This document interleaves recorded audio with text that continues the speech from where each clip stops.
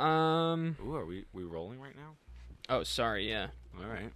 That all right? I mean, I guess, Dale. Now that Oh yeah, it's the movie. We've really stepped our sound game up a little bit here, haven't we? I don't know. We'll see. God bless America. We'll see if Dale's a reliable figure God bless in that the department. Movie Addicts podcast. Also, looking online today. Yeah. If we want to be a real podcast, you know what you need in the background, right? Sure. You need a neon light with your company name on it.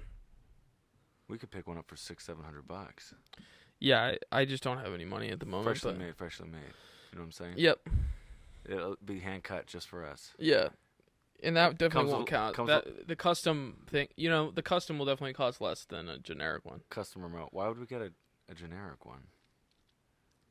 We're just going to buy individual letters and move them around the Movie Addicts podcast? Is that what you want to do, Dale? I don't know. There's a possibility there, actually, to me.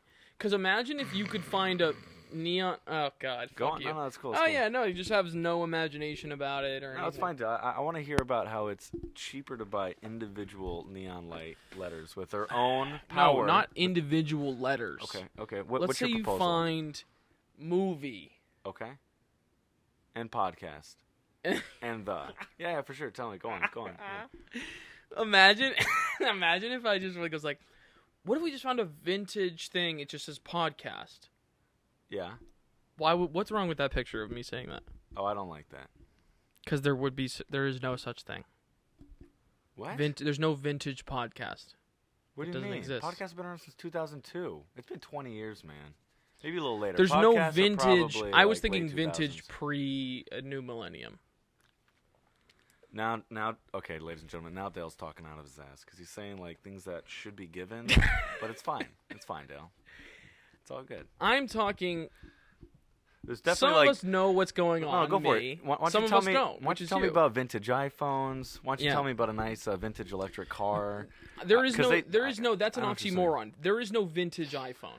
Correct, Dale. So why even say it? Why say vintage neon podcast? Sign? That's what I was saying. That's why I didn't want to say it. I know, but you were being ironic, you son of a bitch, as if you were saying something novel. Me and Dale are fighting. For those of you at home, I don't know that I thought I was saying anything that was good. Also, we need to clap. It's time to clap. Oh yeah. 3, 2, 1. All right, now you can watch us just beat the heck I'm in out a bad of each mood. other. I'm in a bad mood. I just have to own it. Dale's Because if I try to pretend I'm not in a bad mood right now, then dude, embrace it. Embrace the stink. Irish people have always stunk. They're stinky. They're smelly. They're ugly. Aged They're terribly. not ugly. Dale is a handsome son of a bitch. Maybe. Yeah. Come on, Dale. Own the handsome. Yeah. Own those powerful thighs. I definitely have big That thighs. incredible wavy hair. If you're looking for a guy with some big thighs and Some big a wavy lot of heart. hair. And a lot of hair. Did you say a lot of heart? A lot of heart. Dale's got a ton of heart. I have a ton of heart. That is one. I'm hearing the goddamn thing, the static thing. Don't pull that mic out. Yeah, I do have a lot of heart. You know what's great about Dale too? He takes that heart to some backyard calculus, turns it into screenplays. Sure. You got a filmmaker, ladies and gentlemen. Yeah, that's what they call me. Yeah, no, yeah. I appreciate that. I'm gonna receive that. That was kind. God bless the Movie Addicts podcast. Yeah, God bless the Movie Addicts podcast. I'm making a comeback. I'm drinking my salt water. Yeah. For those of you who don't know, Dale was actually born in the ocean, and so anytime he needs to get back to his roots, recenter himself, he boils a little bit of salt water straight from the Pacific, just enough to get the bacteria out, so it's clean. Yep. And not too much that all the water obviously disappears and there's just salt left over. This guy needs some ocean water. Yeah. How's it taste? Is it good? It's delicious. It's delicious. Would you and say it makes it's from me feel like, right at home. Is it from Santa Monica Beach or is it from like Playa del Rey Zuma Beach? Beach actually in Malibu. Yeah, it's For those who don't know, high priced. That's the highest price in all the West Coast. You can't get better salt water than that. The only highest price is probably if you go to like Fairbanks, Alaska. You know what I'm saying? That cold, rich oceanic water, powerful. Yeah. Dale's like, is Fairbanks a real place? What is it? No, I know Fairbanks is a real place. I'm just thinking about Alaska. I've never been there. Have you been to Fairbanks, though? I've never been to Alaska. But you've never been to Fairbanks. So I've never been to Fairbanks by extension, yeah. Me neither. My parents went on their honeymoon in Alaska. Don't tell me. Really? Yeah. What did they do there? They went on a cruise and different things. Huh. It was a summer Alaskan trip. My saw parents a bunch did. of whales. Did they see whales? Which is interesting. That sort of makes sense. My parents do, they like getting out and about, I recently learned about this place. Don't ask me the name. Wait, you said whales? I think they did do whale watching, yes. Whale watching. Yes. Beautiful. I recently saw this ad online. Now I want to take a trip to Norway. Don't ask me the name of the city or the town. There's a place in Norway. Mm-hmm. They call it Midnight Sun is the event that takes place. Yeah. Have you heard of this? What is it? And then I basically may have something there are parts relevant. of the planet for several months at a time. Yeah, like Iceland is like this. Like the sun doesn't go down, that whole thing. Yeah. Yeah. I've been to Iceland. It's nuts. In June I went. It drops. I never saw the sun go down when I was there. But when I say it doesn't go down, like you're saying you went to bed at some point and then for like an hour it went down, right? I don't even think it was an hour. That's what I'm saying. I think it was less than that, and I wasn't awake. I was never awake for whenever it. Like this place in Norway, literally, it floats above the horizon and then goes back up. It never dips below. I mean, you could go to Reykjavik, Iceland, and you'd have a similar experience. Blows I don't know what mind. this deal is with this place in Norway. Maybe it's sure. even more extreme than what I experienced in Reykjavik. I don't know. Iceland's cool though. It's really interesting. Yeah. Yeah. Are we going to go back? I would go back, absolutely. Dale and I, we've been thinking a lot about how to expand the community, and we thought the most obvious opportunity is to see how many attics are available throughout the world to shoot our podcast on. And so we're going to start reaching out to people with attics in Iceland. That's a great way for us to get, axe murdered, I think. I mean, that's assuming they own axes. Yeah. It might be knife murdered. Yeah. Could be by gun as well. I agree. I shouldn't just assume it would be an axe murder. And also, for those of you who heard if by you're gun axe at home, murdering these days, what are you doing? Come on. You're working too hard. Really inefficient. Absolutely. Not necessary. You want to be efficient? Buy yourself a guillotine. Yeah, it's just not. Come on. Way too much. We're in the post-industrial era, man. Yeah, we don't need. We want some. We want some pulleys. We want some. Gears and turns. Stop using axes. You're being ridiculous. Way too much work. Go cut some wood. Go be a lumberjack. Okay, so your attic idea survived for about 10 seconds, and I go, wow, that's interesting. Okay, no, I can see why I wouldn't want to do that. You axed it. Unless we hired security and we brought a huge security guard with us everywhere. I mean, I was anticipating like 2 huge security guards. Huge.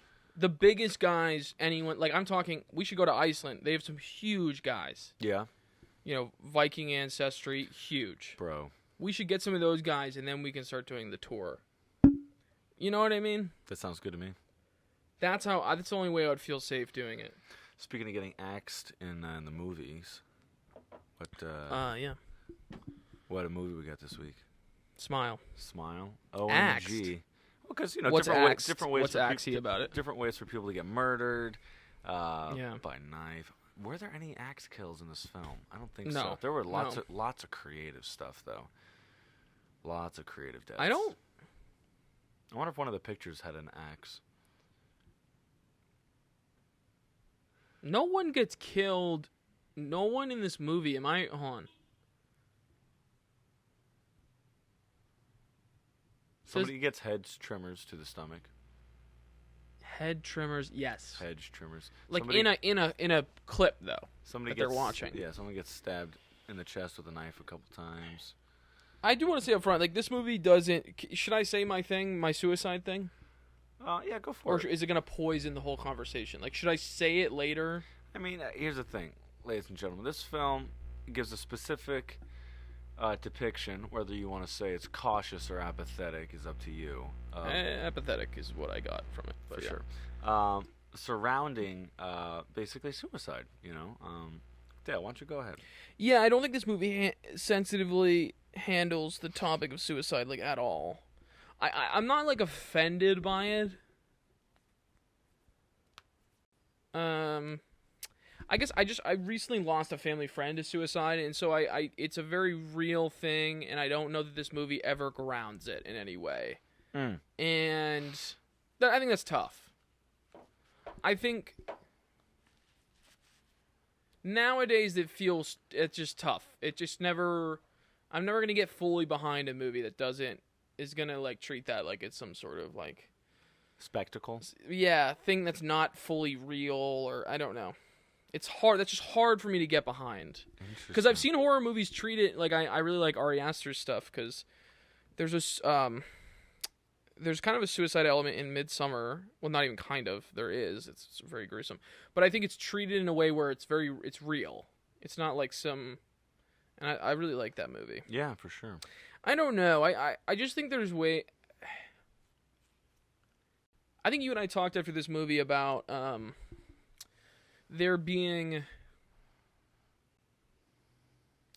We had an interesting conversation like coming out of the movie theater that I'm trying to recall or rehash. Okay. About you and I going in and wanting something to. Wanting a movie. I don't know. We weren't saying we want movies to say something. That's not what we were saying. All I remember specifically is at the end of Smile, the final scene frames the film in a particular way.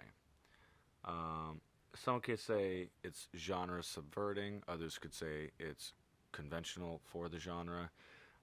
But ultimately, the ending of the film reframes the whole journey that brings you there. And so the question lies of, like, what is the filmmaker's opinion? Like, was the ending of the film, like, their opinion of all the events that took place the whole time? Ah, okay. Yeah, this was the through line of the conversation. Yeah. Was the ending of the film, like, does that reveal their opinion on everything that took place? Or did they actually have, like, a very mature, compelling opinion on all the events? The filmmaker being Parker Finn. Parker Finn, thank you.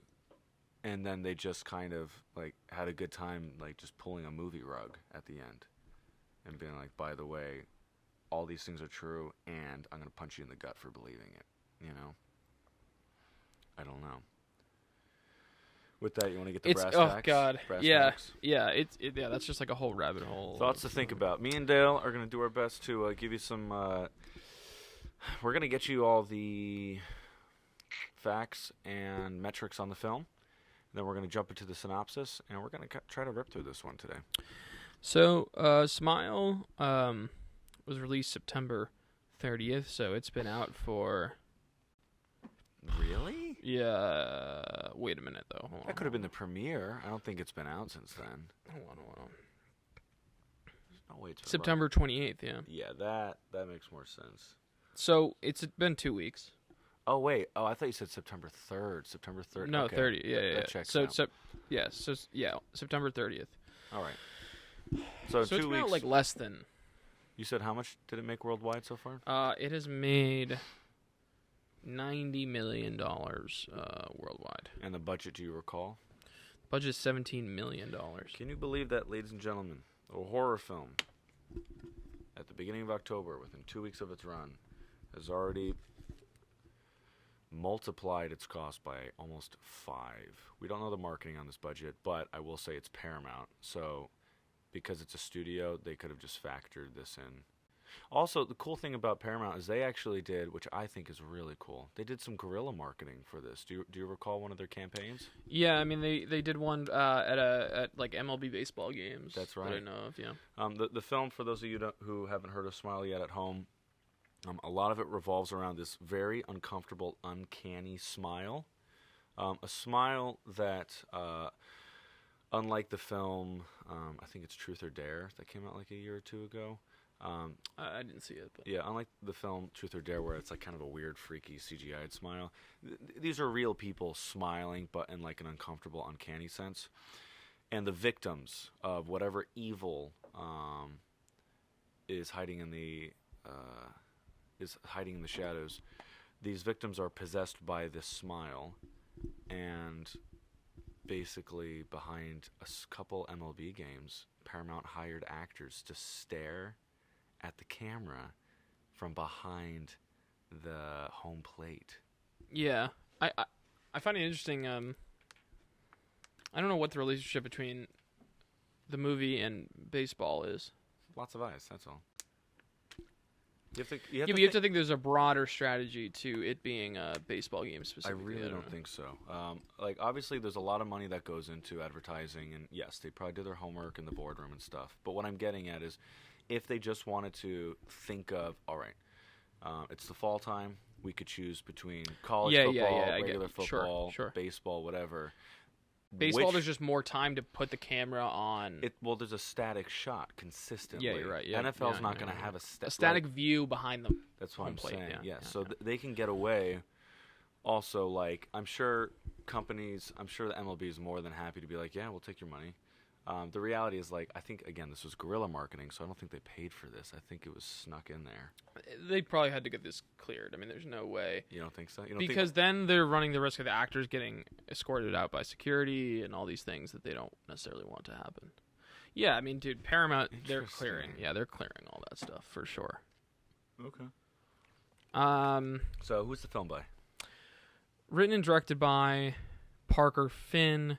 It's based on a short film of his, which we talked with Sam Zhang about. The short film is called Laura Hasn't Slept. When did the short film come out? 2020. Holy shit, ladies and gentlemen. We have a filmmaker who made a short in 2020, and within the following 18 months, brought up another feature based on the same concept and got worldwide distribution. How is that possible? Yeah, it's nuts.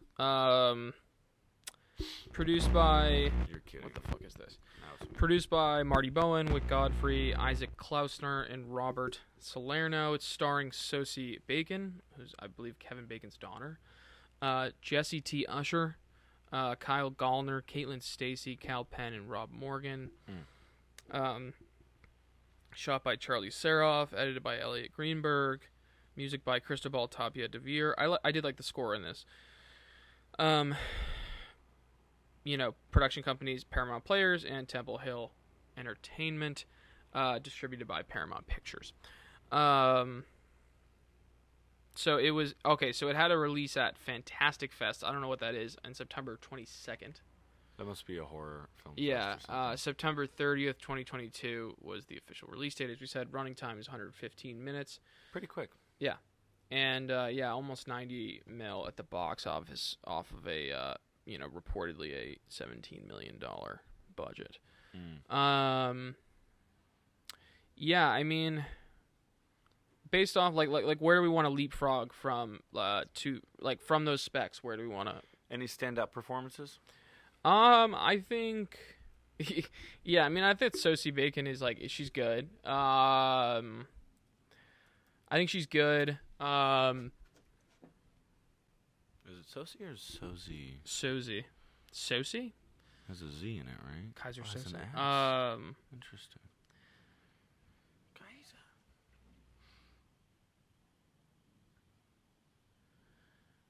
Yeah. Yeah. So. Yeah, but I thought she was good. Jesse T. Usher plays Trevor, who's her fiance? Kyle Gallner plays Joel. Robin Weigert plays Dr. Madeline Northcott. Caitlin Stacey plays Laura Weaver, like the girl who kills herself. Cal Penn plays Dr. Morgan Desai. Cal Penn is from Harold and Kumar. And, yeah. Interesting that the marketing... Rob Morgan was the guy we loved, I think. I think it's this Robert Talley. Yeah. What are your thoughts on the marketing heavily featuring this Laura woman, but not the actual... Well, from what I understand, Laura is a model. So you think that... It's just like, Laura's attractive, let's get her on the... interesting. In the marketing. Wow. Because she's not in the movie for very long. I really think it's that simple. She's not in it longer than 35 minutes. She comes up a couple times with creepy shows, but that's it. You saying 35 minutes? Yeah. I mean, she's in it for less than that, right? She's in it for less than that, but in terms of so people come and go in this film, depending on when the demon possesses and then forces them to commit suicide. Yeah. But some people die, and then our protagonist sees ghosts of them and stuff like that. That's what I'm getting at. She does pop up a couple more times. Do you know what I'm saying? Yeah. Just weird, random, like, at Yeah. night in the shadows. But yeah, from what I understand, I believe she's a model. Cool. I'll just confirm that real quick. But I mean, yeah, I thought, yeah, the other standout performance was by that dude, Rob Morgan, who plays Robert Talley. He's in the movie for one scene, but he's really great. Yeah. He was so good. Yeah.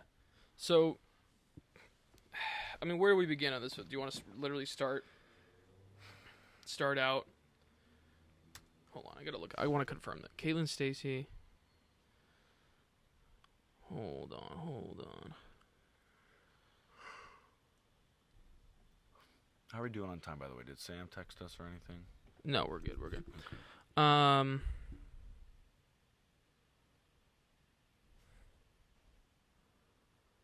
Shit. These mics are really misbehaving today. I don't know what that means. I'm trying to find, like, confirm. I don't know that I'm realizing I don't think what I'm saying about Caitlin Stacey is correct.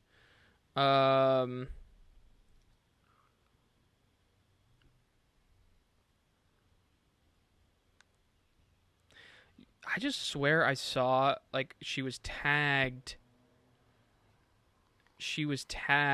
in a post by, I just want to look at her Instagram real quick.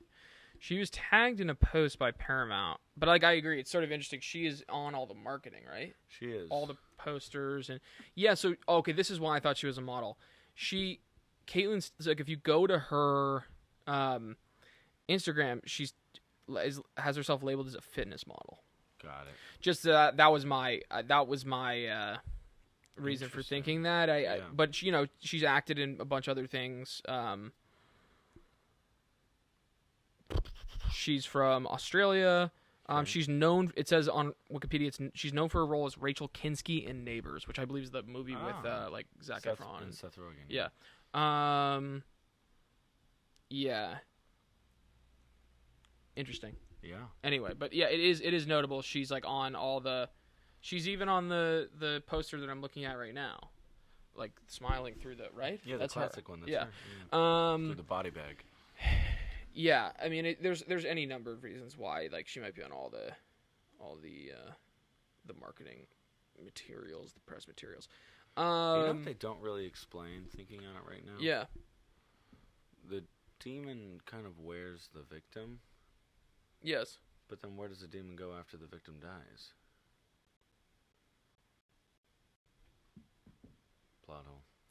Yeah, this movie, I don't know how to talk about this movie, to be honest with you. Yeah, why don't we just hit the synopsis, and as things come up, we'll do that. Yeah. Okay. So who's our protagonist? Let's set the stage for everybody. Modern day. So, protagonist is Dr. Rose Cotter, played by Sosie Bacon. So, Dr. Rose Cotter, yeah, works at a hospital in New Jersey. And not just any hospital. She works at a mental health hospital. Is that correct? Yeah, it's a, I think it's an emergency psychiatric unit. Okay. Yeah. And so, psych ward, essentially. A psych ward. To be simple about it. And it's established very quickly, she works hard. She works a lot of hours. She not only works a lot of hours, she probably works more than anybody else because she does not do well being at home. She has a lot of past trauma, you find out, that probably informs like a deep sense of self-hatred, which motivates her to help as many people as possible to a fault. Yeah, and so yeah, she so now I'm realizing hence the title of the short, Laura Hasn't Slept. Even though so I'm gathering like there was a character who is Rose Cotter in the feature who maybe she was named Laura in the short. But yeah, she doesn't sleep. She's obsessed with her work to the extent that she finds any excuse not to leave the psych ward. Sorry, dude, these cables. It's all good. I can't tell if it's you or me sometimes. Yeah, it's all good. And I do think the movie does a great job setting up where that obsession stems from. It stems from her trauma related to her mother, which comes to a full head at the end of the film. and I thought of like in terms of psychoanalyzing the character, like she had no one to look out for her because her mother was suffering so much with her own mental health that Rose had no one to be emotionally available and look out for her. She became the parent to her mother. Yeah. And so she is continuing that cycle in her life. Like she's obsessed with maintaining that cycle. And we'll be right back with the Movie Addicts podcast.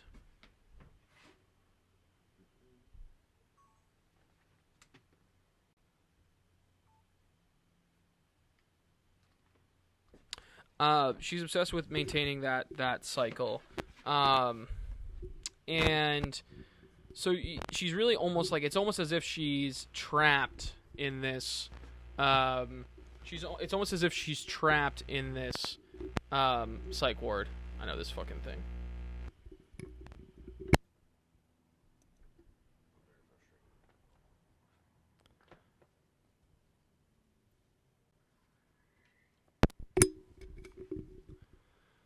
We're back. I wonder if I unplug this, if that'll help. But it's almost as if she's kind of trapped for eternity in this psych ward. Like, she really doesn't leave very often. And she's definitely made it almost like she's made a grave for herself. Because in some weird way, like, the film starts literally with her re-experiencing the trauma of her mother dying. When she was only like 10 or 12 years old. The film starts with that as an image on screen. And then it cuts to her in the psych ward. And the idea that this grown woman in her probably mid to late 30s is just constantly surrounded by patients that remind her of her mother. Like, this does not sound healthy at all. She's just constantly reliving. Well, she has no. It's understandable that she why she's in the line of work that she's in and why she cares about it. For sure. But I agree, there's no boundaries between her personal life and this. Yeah, at all. Right? It all has collapsed into her personal space, her frame of mind. Yeah. Yeah. So from there, they basically set up, a couple of her day-to-days. One patient named Dave. Dave is supposedly harmless. He's got a beard. He otherwise would be like a nice, like everyman kind of character, but he's just so disturbed by something internally that he talks to himself, and he shows up every so often because he's on like high suicide alert, or he's just incapable of taking care of himself. So Dave's like a consistent patient at the hospital. The suggestion, I believe, is that Dave is a manic depressive. Manic depressive. Yeah. Okay, thank you. So sometimes he's manic, and sometimes he's just he fluctuates between being extremely depressed, can't even get out of bed, and being completely manic. Got it. Yeah. So Dave's, another way for them to color the world of Laura, and then they bring in this new patient, and this new patient is a young student from a nearby university. I don't know if it's Princeton or something, but she's she does mention where it's established that she's a PhD candidate. She's a PhD candidate. She's brilliant, and in spite of all of that, this woman clearly hasn't slept for days, and she is very disturbed. And so Laura, it shows her thing. It shows Laura do her thing. She sits in a room, one-on-one with the patient. She basically turns on a little microphone and a recorder, and she just talks them through the scenario of how to calm them down and get them to a place of trust so they can start getting the patient on a path of healing. Yeah, so, right, she's meeting people at points of extreme acute crisis. Yes. Right, hence her working in an emergency psychiatric unit. So, yeah, I mean, this young woman comes in, Laura, and she has a panic attack, and she basically, like, she starts having a seizure, essentially, right? She's sort of like, it says in the plot synopsis, it says, like, convulses, But it's not till... It's like she's kind of having a seizure, essentially. Is this before, during, or This after? is when Rose comes in the room, and after this young woman has said, like, we have to slow down. Yeah. Laura is like a lot of the patients that Rose interacts with is in she's having a complete breakdown, and so Rose she explains to Rose what's going on. Okay, and what's going on? And what's going on is that she's seeing something that other people seemingly can't see, but she believes it's real, but no one believes her because no one else can see what she's seeing. Yeah. And what she's seeing is like sort of a demonic presence that appears as other people that she knows, and it's always smiling. It's always approaching her as this smiling demon. Yeah. And it's telling her that today is the day she's gonna die. Yeah. And the scary thing about this is we're not talking about a demon that's got, fire and gas around it. We're not talking or shrouded in like smoke. We're not talking about a demon with horns. We're not talking about some weird goat figure. We're talking about, as she says in her own words, it wears the face of family members, strangers. It's like it basically manifests as loved ones, strangers, and peers. And you don't even realize it's the demon until it's too late. Sure. And then she has like a full-blown panic attack because she's now supposedly the demon is now in the room with them. Yeah. And she basically starts seizing up. She's essentially having a seizure. Rose calls for assistance, and it's a very spooky moment where Rose sort of is tucked away in the corner, pulling up the emergency phone, calling for assistance so that people can come and help Laura. And then we cut back to the other side of the room, and Laura is no longer having a seizure. She's no longer on the floor, but she's standing, and she's looking at Rose and just smiling, ear to ear. And then in like this medium close up, we see Laura like slit her throat and kill herself, like brutally. Right in front of Rose. Yeah. And I guess that's what I mean. Like that, the movie opens on that, and then cuts to opening titles, right? Yeah, and everything. Well, just not opening. There's no opening credit sequence, but it cuts to like the opening. Right? It might. Yeah, I think it does. Right. But that was a good 15, 20 minutes in. Yeah, so there's a lot of setup. So like there's about 10 to 15 minutes of setup before we cut to the opening title card. And the opening title card is like a flashing smile. Yeah, it's really weird. It had a very like carnival effect to it, but nothing in this film has anything to do with that other than like, check it out, we're in a horror film, prepare to be scared. I think there's totally elements of this film that were like purely pop art, if that makes sense. Yeah. Like purely placed in, and I don't mean that in a demeaning way, but placed in so that they'll be memorable for like little things that are like people will take from and remember really vividly from the film that don't necessarily have anything to do with the plot line. Okay. Like the title card, for instance. It's a memorable little thing because it's like, it's very jarring. Yeah. And you might remember it, and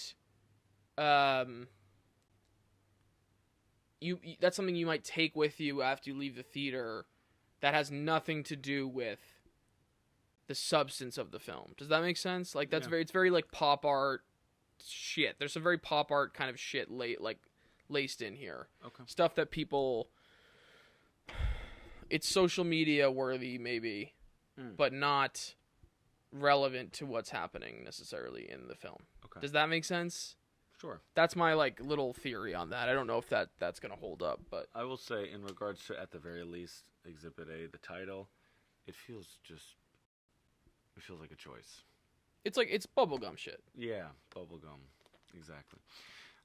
Okay, so yeah, that's basically the start of the film. We've established the existential horror that people are being killed. And it's also set up like this movie's about suicide, and it's gonna show it in this really gruesome way. Yeah, which, by the way, part of me feels this film in some ways is not about suicide, because and tell me your thoughts on this. Yeah. Obviously, literally, plot-wise, event-wise, people are killing themselves left and right. Fine, But ideally, for those of us who have experienced suicide in our families, in our friend groups, things of that nature, we know that suicide can be a very personal thing. It can be a very lonely thing. Some people do it out of an act of fear of the future, out of an act of loneliness. Sometimes it's out of an act of apathy. There are probably a million and one ways people can explain away the phenomenon known as suicide. But the important thing is, in the distinction I'm trying to make is this film, all of the people who kill themselves, within 7 days of killing themselves, they were of sound mind. It was they. Oh yeah. They were not. That's how it's framed. You're right. Sorry, yes. Keep going. You're making a great point. Yeah. They were framed as active members of society, daily involved in a vocation of their choice, with friends and families and loved ones who cared about them. Now, here's an interesting thing. To bring it back to mental health, one could make the argument that that's oftentimes the scary thing about suicide, is those amongst us who operate, who appear to operate most optimally, those are the ones who sometimes perform suicide. Yeah. Perform's not the right word. They commit suicide. And so maybe that's a comment on a certain angle. I think But I do want to make that distinction. Let's put like a footnote in this. Can we decide now, and maybe this would be an interesting debate. Can we decide now whether this film is trying to make any commentary on anything or not? And whether or not that's even a fair, like whether the binary that I just tried to set up is even fair. I walked out of the film believing that it's a case study, a dramatized case study. You gotta remember, it's also a horror film, so there's genre. You have to throw genre into. I was about to. Sorry. A dramatized case study. Sorry, bro. It's all good. We're on the same page. Yeah. A dramatized case story in the genre of horror. Anyway. That basically breaks down the way trauma affects people. That's my takeaway. Okay. It uses suicide for spectacle, which we can talk about the ethics of that. But the film revolves around Rose, who experienced a deep traumatic event as a child, watching her mother die. Then the demon preys upon people, bouncing from host to host, by basically somebody kills themselves, and the witness, who is traumatized by the event of watching somebody commit suicide, they become the vehicle for the for the demon. They become the host. And that's how the host moves. Somebody kills themselves, the witness sees it, the witness becomes the host. That new host kills themselves, a new witness sees it, and then they become the new host. And it comes out in the story that the demon uses trauma as a vehicle to move from host to host. And from there, the story explores what happens if you have resolution with trauma. Can the demon control you? How does that trauma affect everybody in your life? Is it actually real, or is it all in your head? And I really think the story explores trauma as the center piece. Yeah, that's my opinion. Yeah, no, I think that's fair. And then would you say it's attempting to make any? Is it attempting to make commentary on? Like, is it attempting to make any sort of unique commentary on that? I do. Subject matter? I do. Okay. I think it kind of leaves up to the audience ultimately what you want your takeaway to be. But I think there's multiple takeaways. That's true. That's fair. Yeah. And I think that in some ways why it's going to stick around, I think, for horror films for a little while, is people with different experiences in life will watch this film, and their relationship to trauma will influence the way in which they watch it. Their takeaways. Dude, we got the worst mics today. Why don't we keep going on the plot? Yeah. So after she experiences that terrifying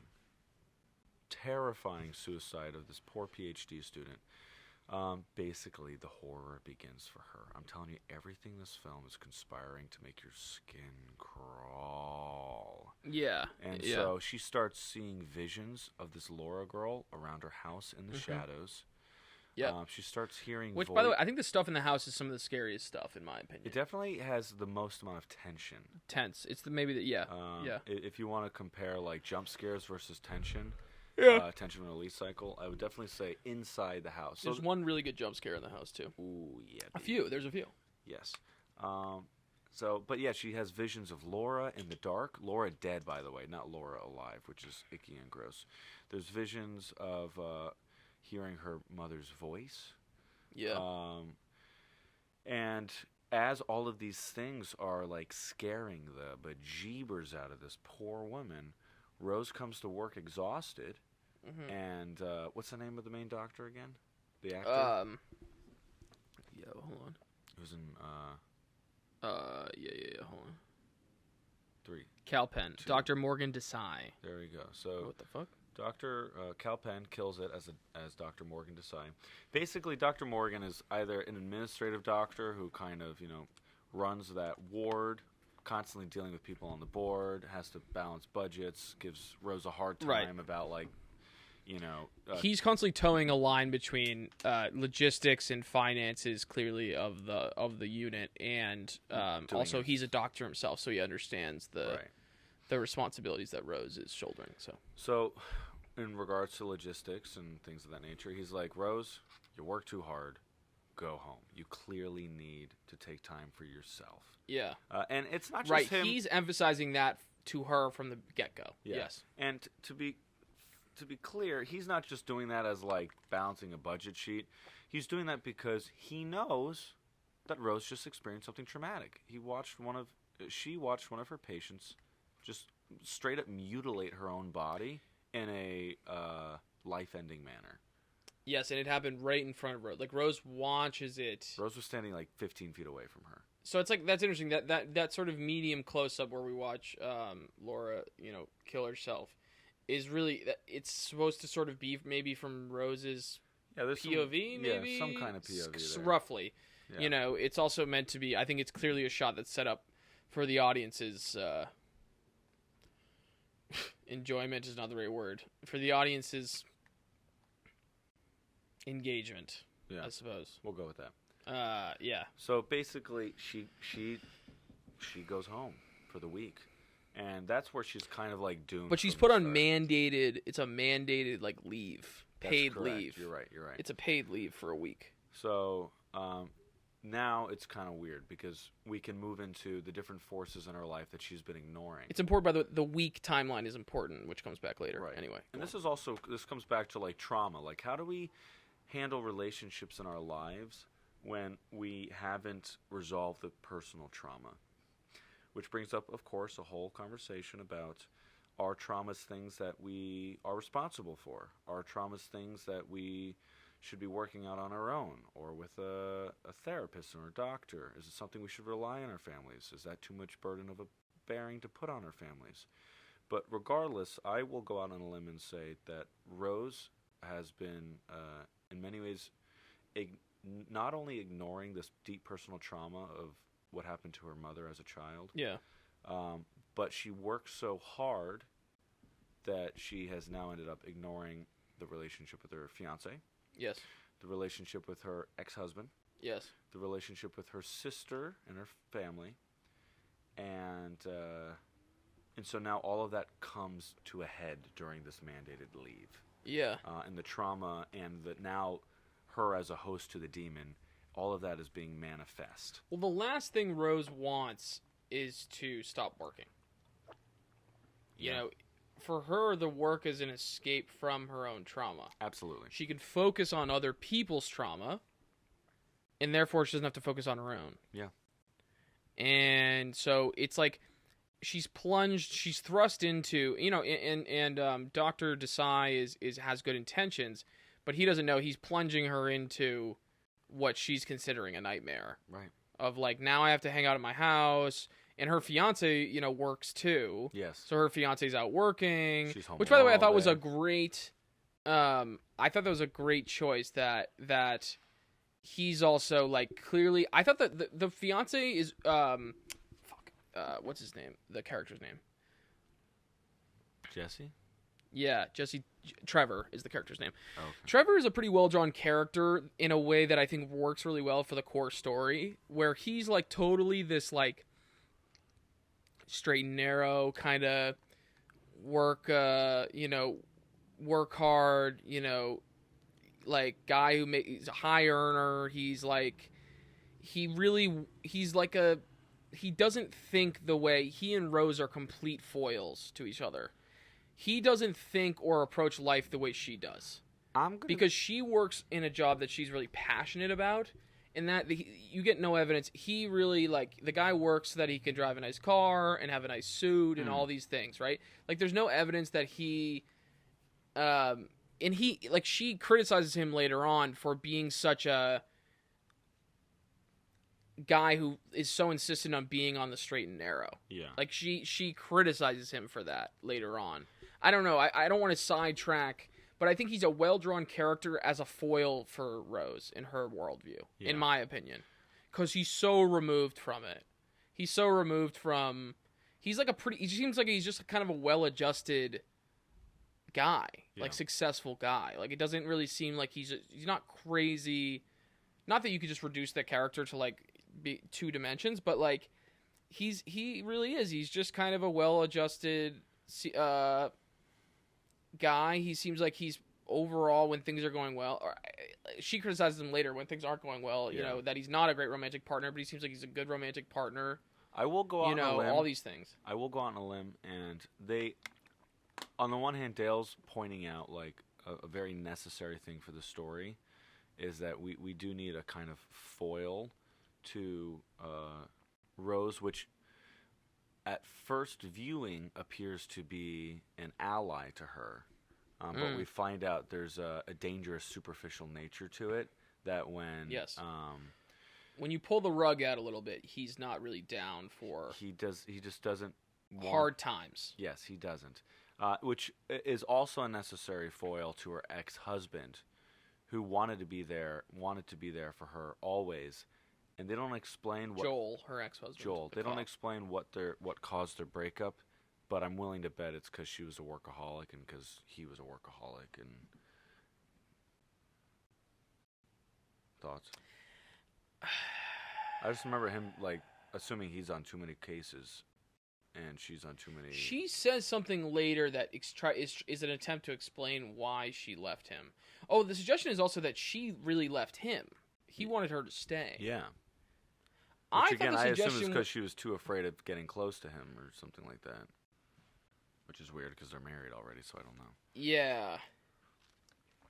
But the bottom line is... Anyway, Okay. So we have an ex-husband, we have the fiancé. I will go out on a limb. Maybe I'm playing devil's advocate, but, like, that's my job. That's your job? That's my job. This podcast? I've been paid for a while to do this. Who's the devil's paying you? The devil's... Yeah, I guess that's the devil's He didn't advocate. Want to pay me, or... Dude, he could hire you if you want. You're gonna have to. I mean, like, I need the money. Do you need the money? So you're his he didn't ask. He just said, "Can you be devil's advocate on Movie Addicts?" Like, he didn't want to ask me though. That's the thing, dude. You're pretty. You're doing pretty good with Uber, so we want you to be. Yeah, I'm not doing well with Uber. Come on. Does he know that? Like, did you tell him? Well, I mean, why don't you ask him if he needs when a driver? When you meet with him next, just tell him. I'm gonna let him know. Colin needs some extra work. Let's get him something. Maybe you could be his personal driver. Personal driver? You're his advocate. I'm the personal driver. Dude, you might make more than money. You might get benefits. I'm paid freelance. Yeah. You're working 1099 I'm for the devil. 1099. What do you want from me, man? I didn't ask for this. So the devil, he wants to make me W-2, and they take the taxes out, and he wants, like, what? So I'm just a salaried company man. You're like the freelance guy. That's it, dude. That's bullshit. Dude, what are you talking about? You get That's just a way job. around. That's just a way to pay me less money but try to give me the benefits. This guy's an asshole. You don't want insurance. It's you don't almost have like insurance. You know what this guy reminds me of? The devil. Oh yeah? Wait, he is the devil. Son of a bitch. What an asshole. You gotta watch out for this guy. So well, glad that's working out. That you're the devil's advocate. So as devil's advocate, okay. I think it would be just an interesting point to put it out there that everybody in this film probably has their own trauma. And Trevor's way of dealing with it is trying to build a perfect life. I don't think there's any evidence in the movie for that. I don't agree. I think here's the thing. I'm putting this out there as a potential concept. I think the reason why it works as a theory, not as a concrete. Except for her sister definitely does. Too. Not as a concrete concept, but as a theory. Yeah. Is because the film revolves around trauma. And so I believe every character. I think you're giving Parker Finn a little too much credit. I'm just gonna. I think every character, again, this is like. You could call it the central theme of the film, so to speak. Yeah. Which, in my opinion, would require potentially, not always, every character has a relationship to the central theme. So even though we don't see behind the curtain with Trevor's character, you could say that this character deals with it by creating the perfect life. I think you're giving the script too much credit. Dale, is there anything wrong with just wanting to believe this? I just think I don't agree that that's in the script. But here's the thing. I'm trying to get more at the idea that Trevor's character. Yeah. There are people out there that they deal with the trauma. Yes. By disassociating it with working as hard as they can, making as much money as possible, and very much compartmentalizing the necessities of life. Yeah. That's what I'm getting at. It's not, no. Is it in the script that Trevor's like, he's got this deep-seated pain from long ago? No, there's nothing in support of that. Yeah. But in terms of like creating different archetypes with opinions surrounding trauma, I'm just saying Trevor could represent that. I think he represents... I'm going to stand by my comment of like he's just meant to be a foil to her. First and foremost, that's her job. That's his job as a character. But I think that's what's in the script. I don't disagree with that. Okay. I'm projecting this onto it. Yeah. And I think as an interpretation, I think it's something valuable to take away for those of you at home who are dealing with spending way too much money on everything and trying to hide up the pain deep down in your heart. Trevor does have a nice car though, and a nice suit. He does. He has nice suits. So. Let's get back on task. He clearly makes a lot of money and everything. Rose is stranded at home, and basically, little by little, her world is coming apart. Yeah. She, in some ways, her time has been freed up. Now she gets to go to her nephew's birthday party. And in some ways, she gets to be home with her husband, and they get to spend a little bit more time with each other for dinner. But the problem is like, dinner's not going well, and she's having nightmares. And then she, has a cat at home, which is her, her little buddy. Oh, no. And the cat Mustache disappears, and she can't find By the cat. Way, the name Mustache, speaking of, like, pop art things that are just meant to be, like, attention grabby and that people will remember that have nothing to do. The name Mustache. It felt kind of dumb. The name Mustache was totally a ploy to get the people... Like, I remember that the cat's name was Mustache because it's ridiculous. And I'm not, again, I guess that might come off as sounding critical. Or pretentious. What? Go on. The pop art thing? No, the mustache thing. Someone out there has a cat named Mustache. I don't think that's, all right, we'll be right, we gotta talk mustache. More mustache when we come back. Careful though. Yeah.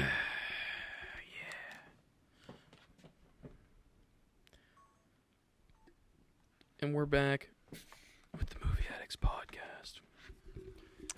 Go on. Tell me more about Mustache. Yeah, no, Mustache pays off later. That's for goddamn sure. In a horrifying way. Shout out to Mustache. Yeah. Rest in peace. Rest in peace, is Mustache. But Mustache, that name choice is completely meant to just be like, oh, people are going to remember this shit, and they're going to be like laughing about it in the car ride home. For sure. So in regards to Mustache, basically the poor cat disappears, and she really has no explanation to her husband Trevor, or fiance Trevor, other than like, the cat's gone. I don't know what happened. Yeah. And so she continues to try to go about her days. This creepy force is occasionally popping up. She'll look out windows and she'll see like a random person standing there. And then eventually she goes to her nephew's birthday, and the nephew opens up the gift that she got for him, which, by the way, they show a really cute shot of her going and buying him a train, like a nice little train set. And as he opens the box and to take the train out, suddenly there's like this weird moment where the whole room kind of freezes, and one of the guests starts smiling at her. Hold your mic closer. One of the guests starts smiling at her, and suddenly she feels like something's wrong, like she's back in the nightmare and the demon's back. And she's right, because as one guest smiles at her and nobody else sees this, her nephew opens up the box for the gift that she got her, the nice train set. And it's her sister's son, just FYI, which the sister is important, which we haven't really touched on, but yeah. And out of the box... Her sister Holly, right? We'll go with that. Anyway. Out of the box, the nephew pulls a dead mustache. Literally the cat. Like a...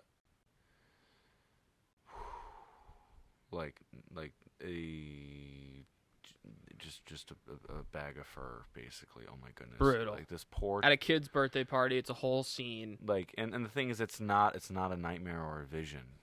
Like, it's actually happening. Which, that's something that kind of freaked me out in the film.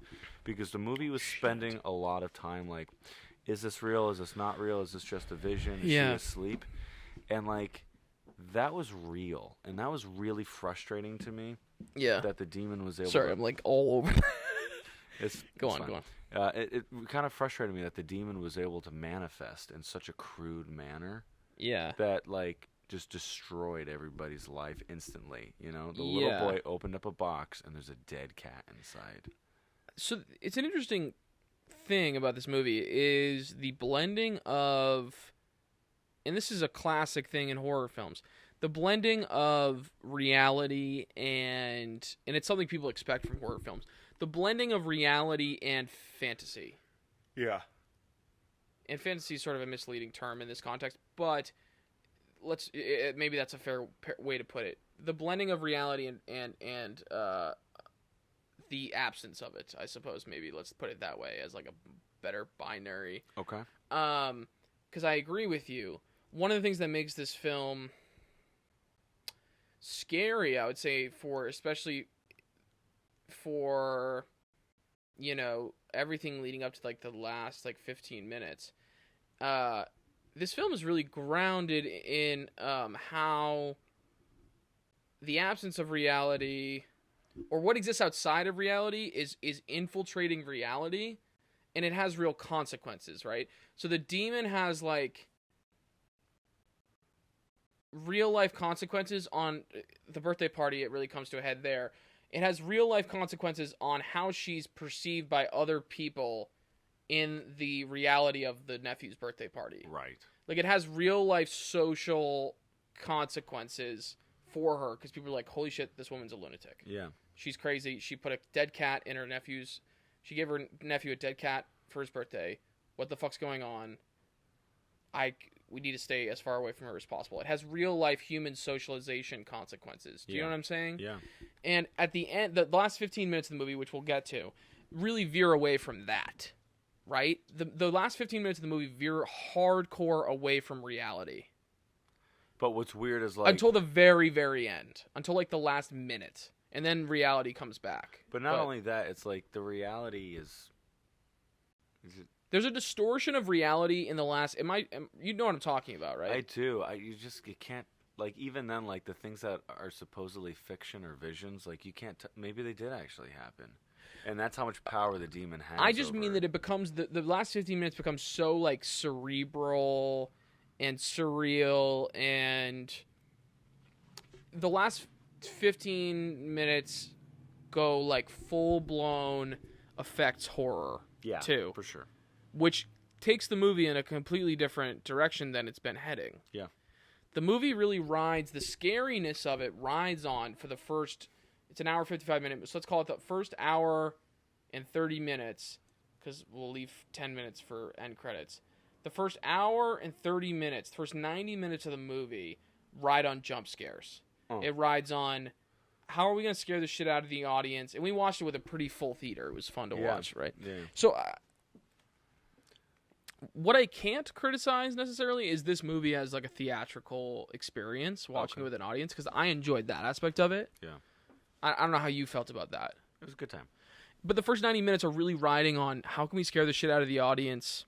Or make them uncomfortable. And yes, by making them comfortable, making them jump out of their seat, by making them wish they weren't looking around the corner or trying to figure out what the camera like wishing that like they're not gonna like see what's in the dark corners of the house and all these things, right? Yeah. What's outside and what's around. It's like the classic. It uses a lot of that classic horror, scare techniques in the first 90 minutes.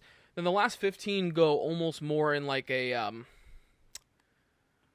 don't even know what to call it. I wish I was more versed in the horror genre overall so that I had something I could call it. But like, last 15 minutes, I mean, that you see the demon in full, like what it actually looks like. Right. You see that hallucination of her mother becoming this huge. What is up, by the way? We're giving away a lot of the ending right now. Yes, sorry. We haven't even gotten there yet. Yeah, but I'm trying to mark what the technique wise, what the film is how it's structured. Okay. But anyway, let's go post nephew's birthday. So after the cat dies, it basically leads down a couple things. She has a break in reality, and she needs to see her therapist. Yes. She realizes that something is wrong. This demon is real, and there's a connection between how it's leaving a path of suicides that you can actually track through newspaper articles. Meanwhile,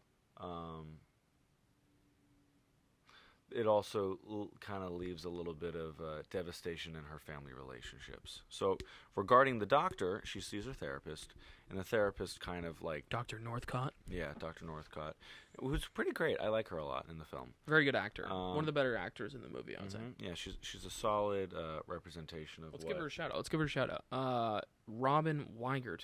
Shout out to Robin. Well done. Good work. So Robin... solid actor. Dr. Northcott. Basically offers her a hand in terms of just like, all right, we haven't seen each other in a little bit. Let's reconnect. No, I'm not prescribing you medicine. Let's take this one day at a time. Which gets Rose kind of messed up because she really just wants the quick fix. She just wants to stop seeing these scary, terrifying images. So the therapist thing is working itself out.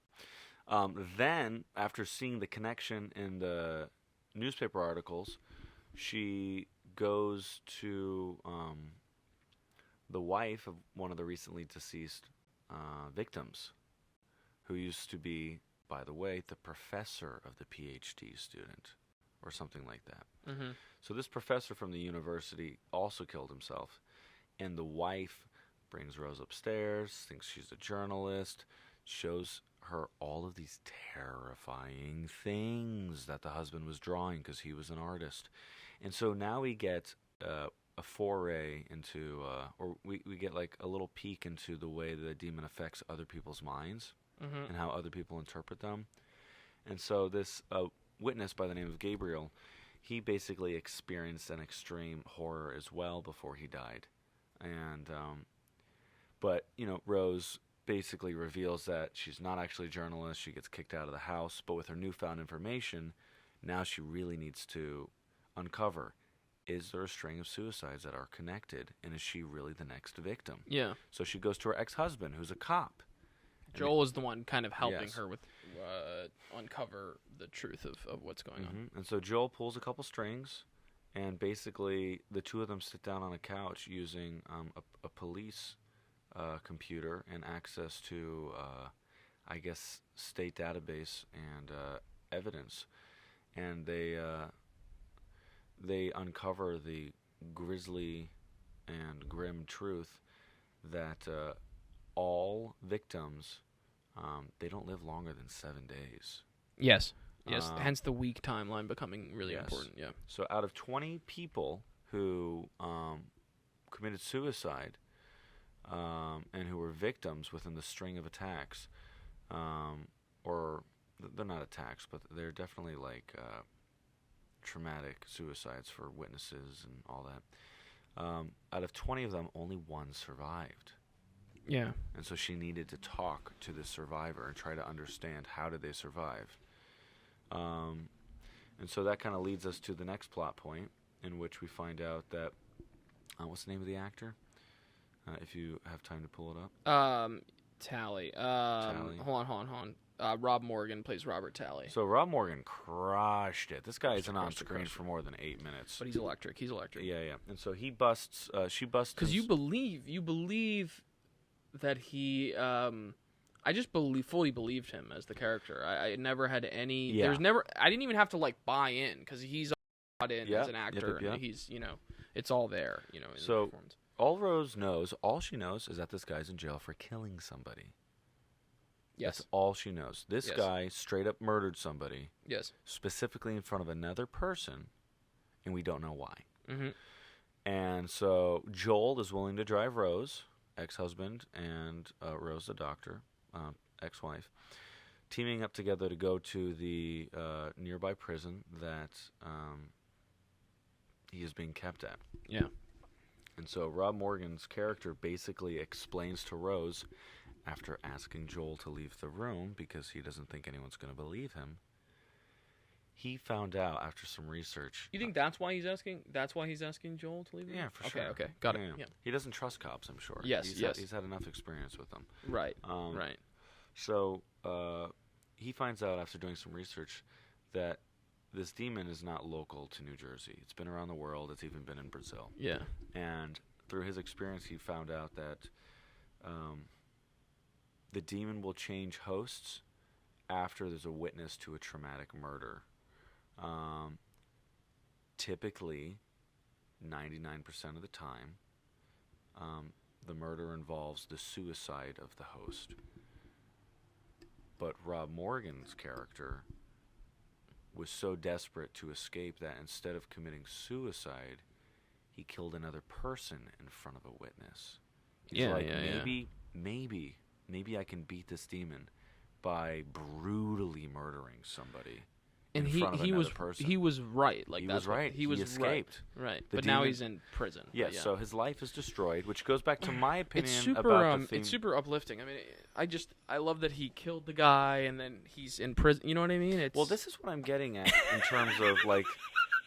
I'm laughing about it. What? I really. Wait, you're mad that I'm laughing about it? No. I get why you're laughing at it. Yeah, it's just sort of like, okay, well, his life's completely fucked. All right, we'll move on. I think this is, again, part of the filmmaker's opinion on trauma and the way it affects people. And that's why I really do think the film revolves around this, is the idea that, and again, this is me just, making inferences. I haven't read interviews with the filmmaker. But I think there's value to considering that the filmmaker is trying to show how trauma can really destroy people's lives. Whether it's us ignoring it and laying waste to our relationships around us and ultimately our own demise, or us finding a way to have closure that our closure still can even lead to the destruction of our own life and those we love. He's basically saying that no matter what, deep-seated trauma is inescapable and will affect everybody we know and love, including ourselves. Like if even the one person who survives is in prison for life, like that does not sound like closure. I guess I'm gonna put another footnote. Yeah, go for it. It's footnote time again because. You and I are assuming this. Now I'm realizing this was the conversation we were having on the escalator at the Grove. Yeah. You and I assume, and I think you and I digest movies similarly this way. You and I assume these things are personal statements. No, I'm not assuming it's a personal statement. I can separate the fact that somebody can make a movie that has an opinion without it being their personal opinion. Okay, sure. But I do think that at the very least there are multiple themes and opinions that can be fused into a single film, such as Smile, that people can take away Yeah. different thoughts. Yeah. You know, we can continue with the plot, which will also influence your guys' opinion on like what was Parker Finn. Yeah. Parker Finn. What was he really getting at? Because now she's on. Is okay. Did you want to hit that footnote real quick, or do you want to? That is the footnote is whether or not this is meant to be a statement of a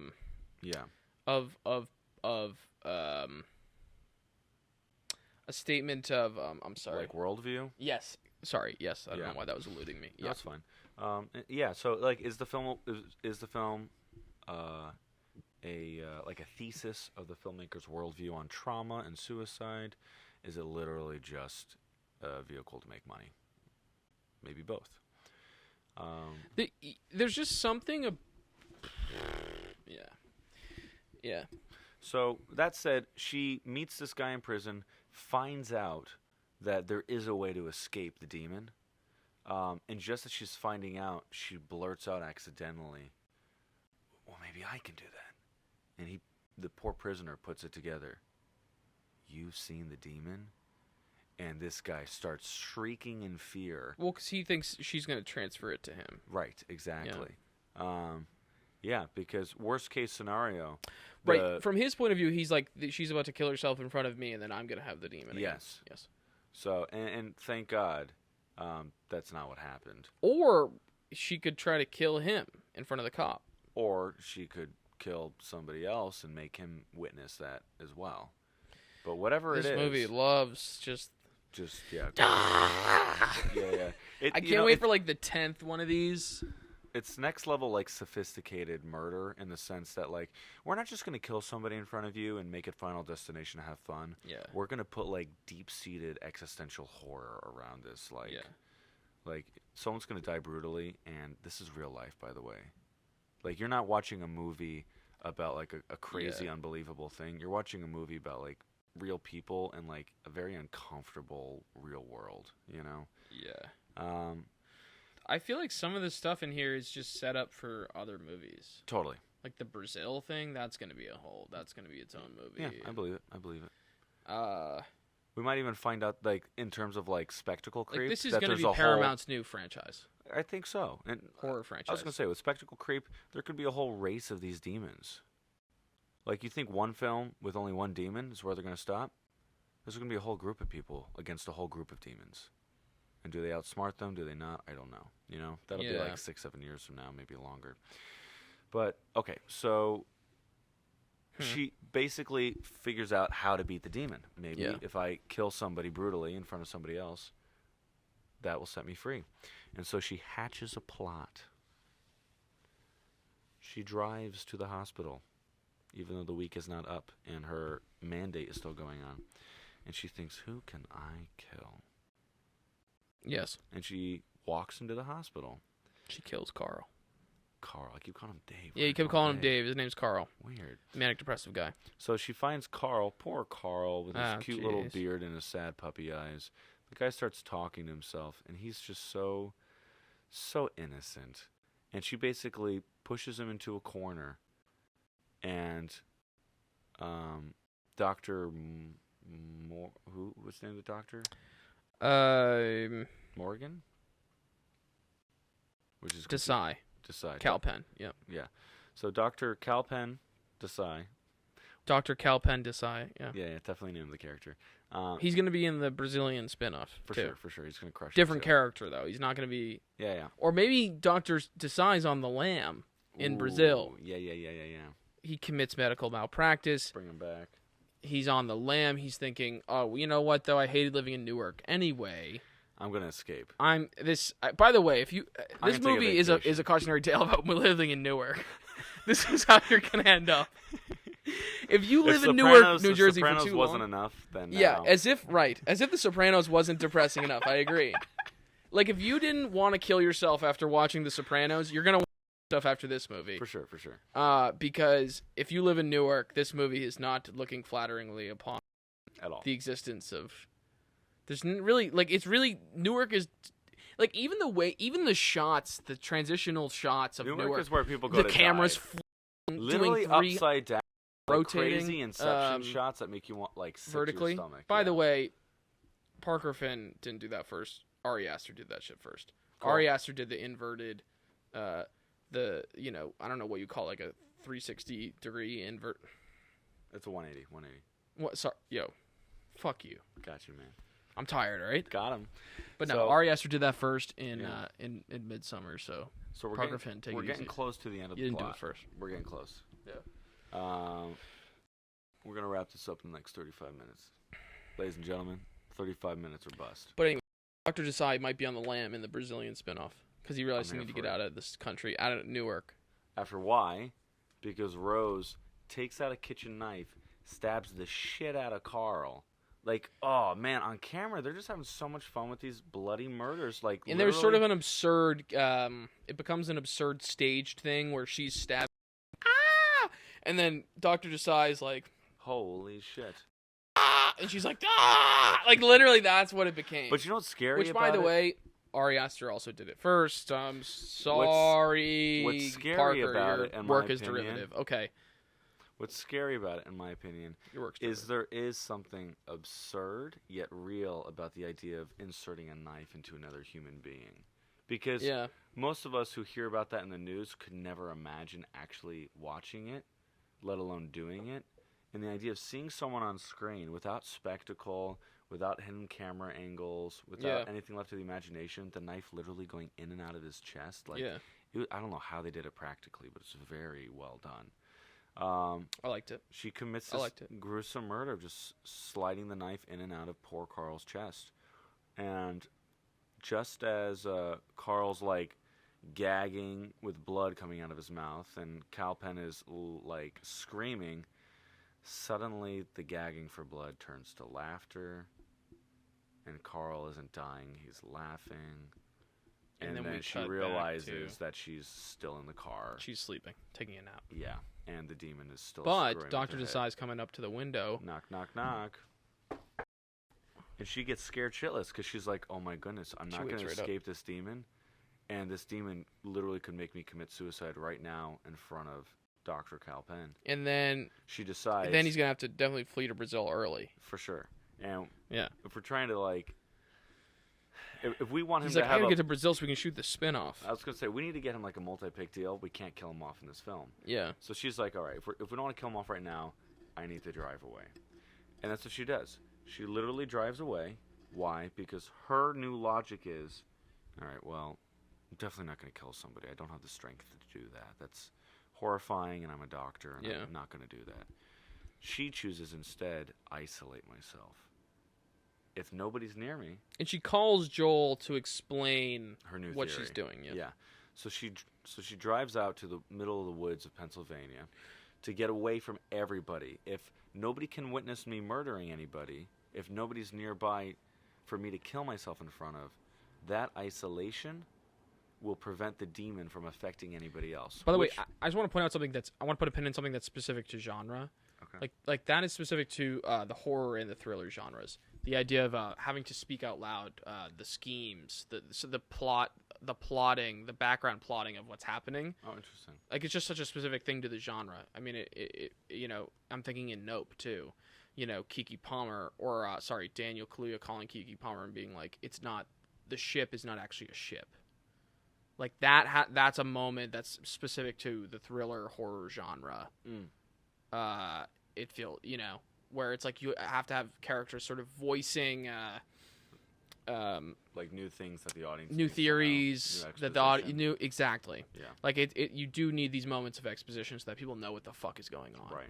It's just something that's inherent to the genre. I think it's because of the break in reality that you were talking about earlier. Yes. You have to give the audience some rules to understand, because if we're fluctuating between reality and fiction, you at least need to grab onto something. There need to be tent poles, tent stakes. Tent poles, I like that. Yeah, to kind of uphold the paradigm of the film. So she realizes this.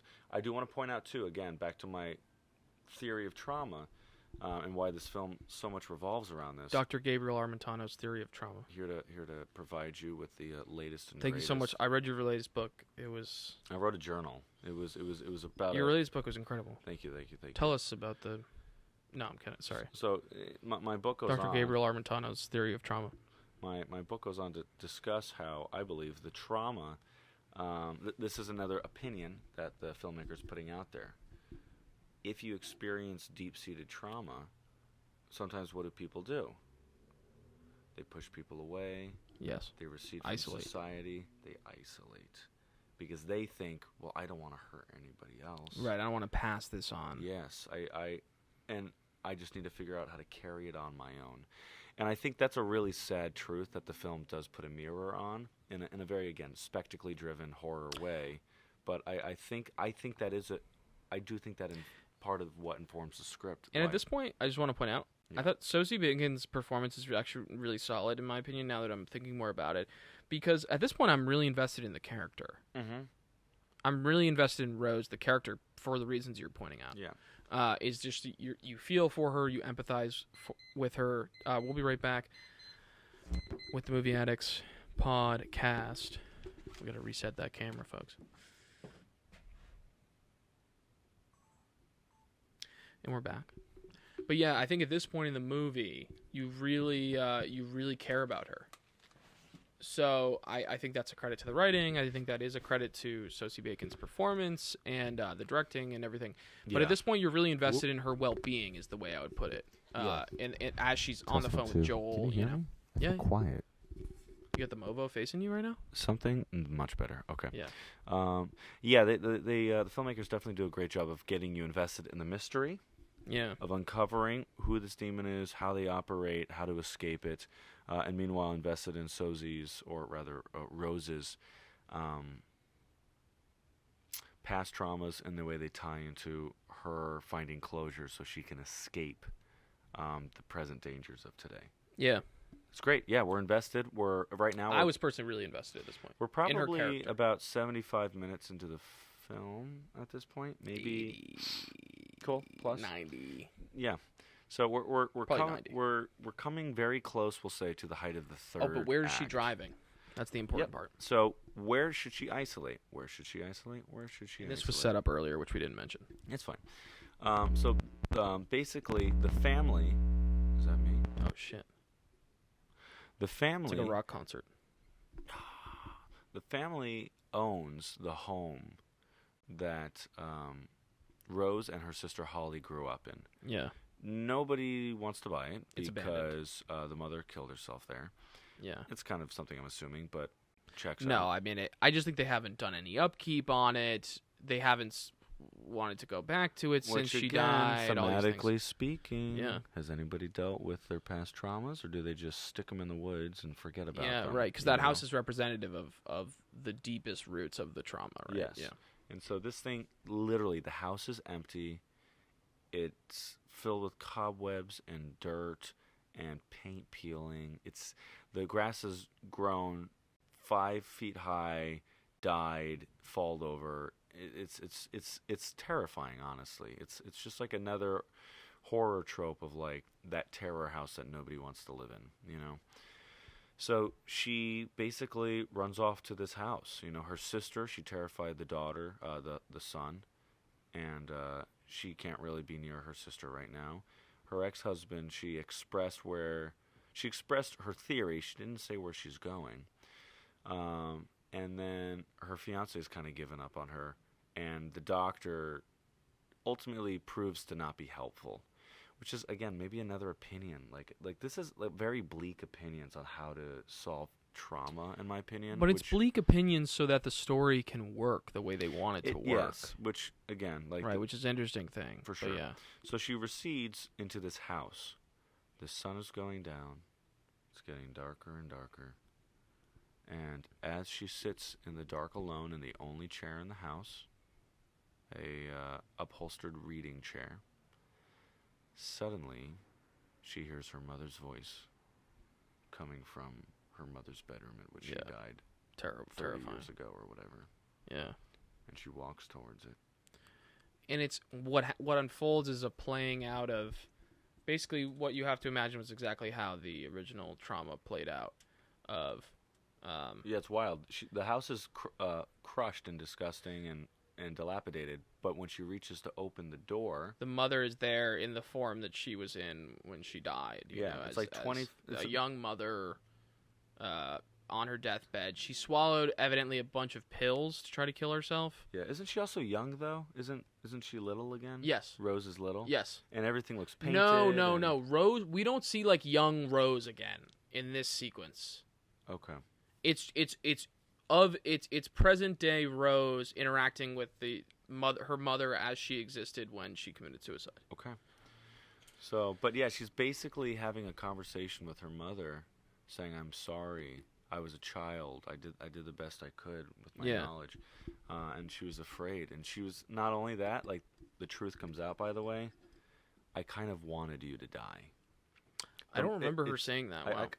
I remember that. Maybe I'm remembering incorrectly. I mean, if you remember it, there's things you're remembering that I'm not. But. I recall that Rose was kind of experiencing like a weird's not the right word, was experiencing some form of abuse from her mother. Her sister moves out. She's alone in the house with her mother. The mother is clearly experiencing terrible breaks in her psyche, and whether it's I don't think it's anything. I think it's very simple. It's that the mother's not taking care of Rose. Well, that's what I was going to get at. Because she's completely unavailable. But that's what I'm getting at. Yeah. You know, whether you call it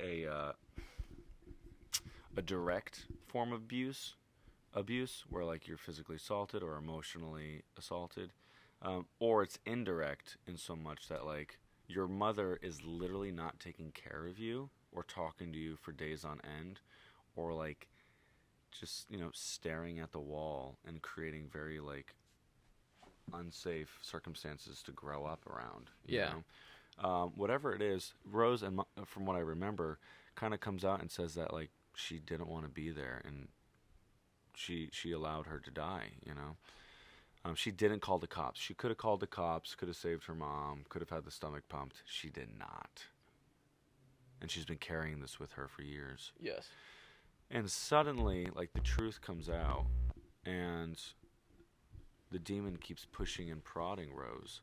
And it's like, it gets weird and surreal from there. Basically, the mother in her nightgown or whatever she's wearing goes from, like, the same height as Rose, as like an obvious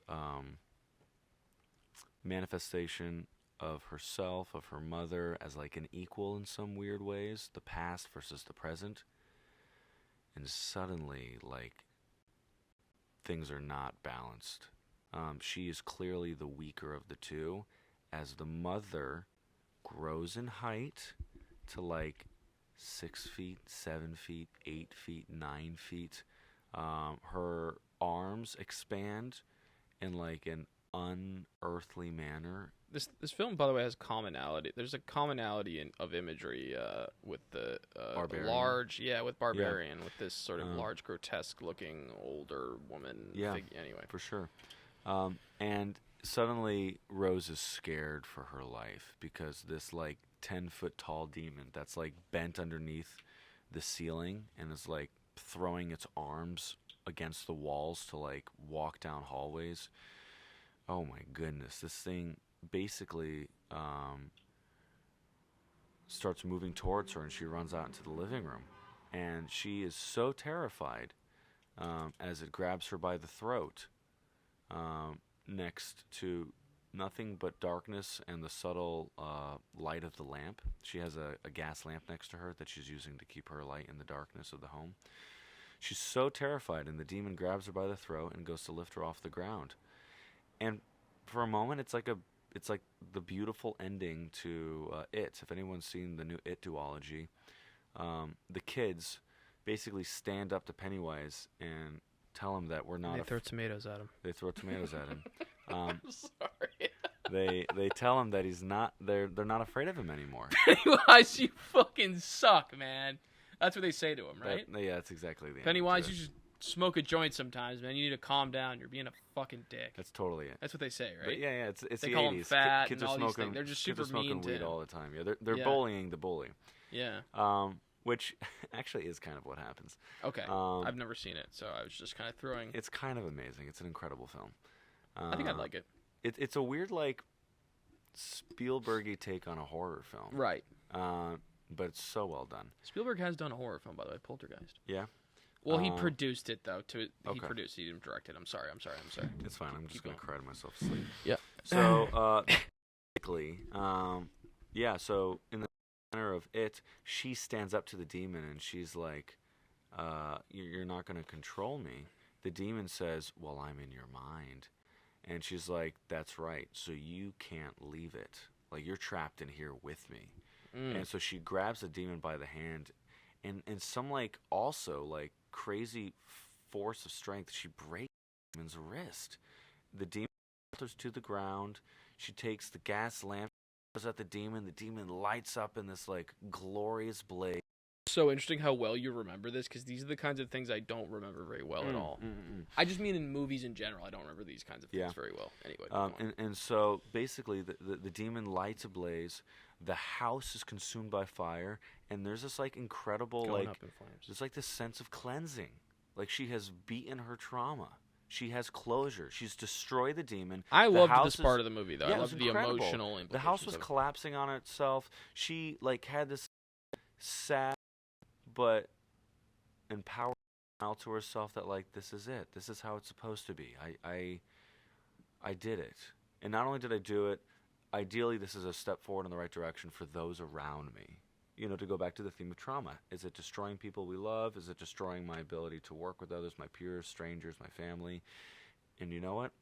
Happy ending. She made it out alive. Let's go to Joel's house. And so she goes to Joel's house. And, like, clearly the film is wrapping up, and it's a really nice, like, tender moment of them being in the apartment together. Things are clearly not working with my fiance. I miss you, Joel. Can we please try again? I'm sorry for the way I've treated you. She says, like, can we sleep together? But she doesn't mean, like, have sex. She just like, wants to cuddle and be, in the arms of someone she trusts. And Joel said yes, you know? And as they go to embrace, the room gets dark. And Joel's like... Yeah, literally. That's basically it. He lowers his chin in a very domineering, terrifying manner. Yeah. And his neutral reaction to the hug turns into a smile. And they both look at the door. And I left the theater. No, yeah. Dale left. I had to tell him all about all this because he just doesn't remember it. I'm joking. I never left the theater. But he did drop his popcorn on the ground. And then he was super enraged. I didn't. He was so mad. Yeah, you spilled it everywhere. Ah, jeez. Spilled it over that family of 5. Yeah. They were a little upset. I talked them off the ledge. Yeah, for sure. Yeah. I mean, when you got, one parent and 4 children just laughing their way, ruining the film for us, it was upsetting. Yeah. That little kid deserved popcorn all over his head. Yeah. You remember the one I'm talking about? Dude, I do. He deserved it so much that we went out and got a refill, and then we dumped the second bag on his head as well. Yeah, he deserved it. Yeah. Middle these days, they deserve punishment. They're terrible. Yeah, they are. The middle schoolers at the Century City Mall, I was there last night, they really do. I get concerned about the future of everything when I see them. I have an existential crisis. I'm concerned. You have to remember, these are are kids kids that are, like, growing up. And they're terrible. Yeah, they're awful. Their parents are not training them. I know it sounds like a weird word to say train your kids, but, like... But there's no excuse. How else do you these are higher income kids. Which is kind of sad. Like, if you have that much access to money that you can just run around a mall with your parents' credit card, and you're just being a terror to everybody... It's awful. They're the worst kids of all time. They're the worst kids in America. So you ready for this, ladies and gentlemen? Final scene of the film. We're going to get your asses through this. They race to the door. Yeah. Joel's got his scary-ass smile with his, like, inhuman speed. She gets to the door and opens it as he's just about to pounce on it. She's about to leave the apartment, and just as she steps out into the hallway, she's back outside. She just walked to the threshold of her home. Back in the woods. She never drove away. The house was never set on fire. The demon never went up ablaze. All of this was a vision caused by the demon. This is where the movie lost me, but yeah. Yeah. So now she's outside, and weirdly enough, Joel is there, like real Joel. Like Joel put it together that if her Well, they set that up by there's that insert of Joel calling her phone before she goes into the house. Yeah. Anyway, So Joel puts it together that his ex-wife, in order to get away from the world and isolate herself, is going to go to her childhood home in the woods. And so Joel drives to the house. She sees him outside and like tells him to go away. Of course, he's not going to. And so she goes back into the house, I guess for fear of the demon or whatever's going on. And when she goes back in, this is where like the nightmare becomes the one that never ends. Basically, the demon is that tall, scary, like, I don't even know. It's like it was a woman, but now it's a man. It's like this force of evil that like has long hair. Yeah. And oh my goodness, ladies and gentlemen, like you're not even ready for this. Basically, this like 10-foot tall demon stands over her in the living room that is not on fire. It's just there, lit by the lamp of the fire of the gas lamp. The light of the fire of the gas lamp.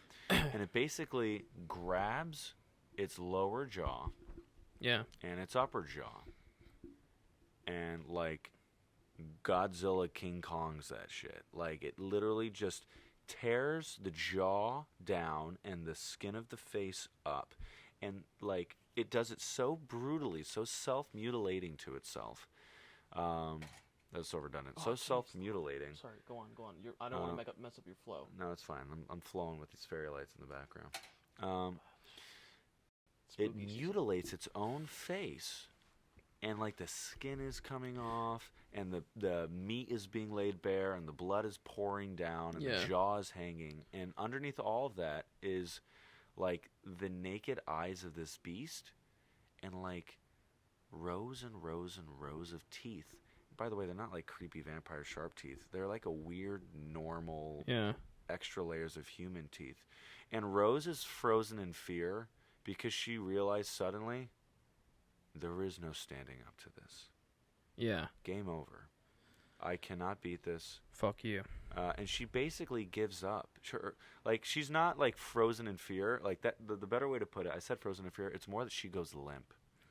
And she gives up, and then Joel's ass is breaking in. And as he's trying to break in, there's this scary shot. You can hear the knocking in the background of the door, and there's a wide of the inside of the living room. And you have the demon with no face, or no skin on the face, bent over in this, like, beastly manner.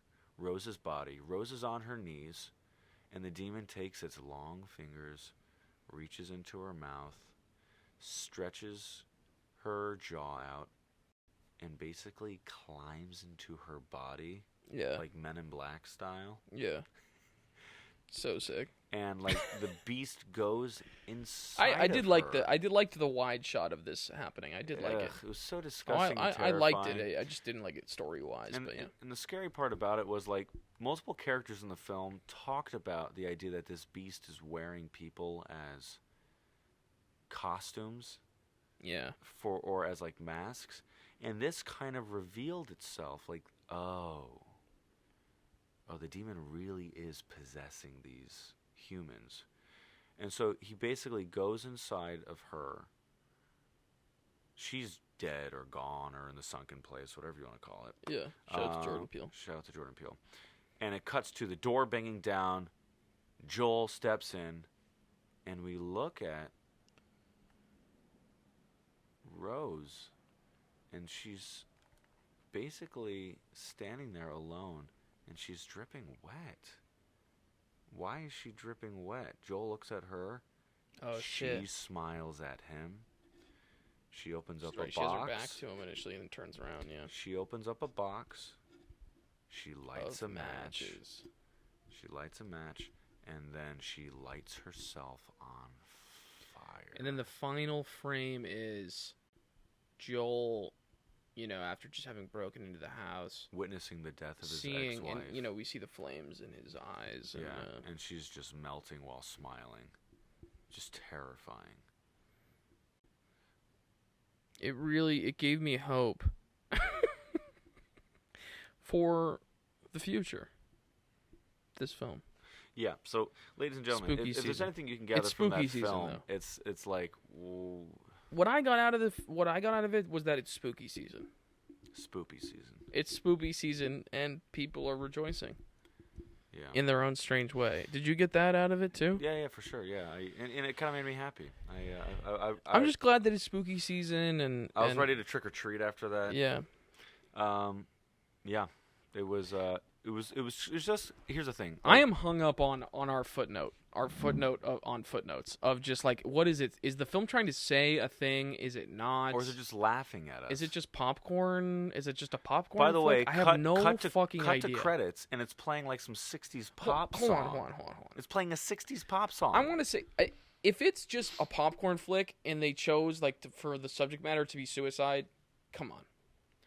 That's nuts. Again, I don't think... That's what makes me think it's not just a popcorn flick, I don't think the subject is suicide. I think the subject is trauma, and they package it with suicide, and I think they flippantly use suicide as a means of... Damn.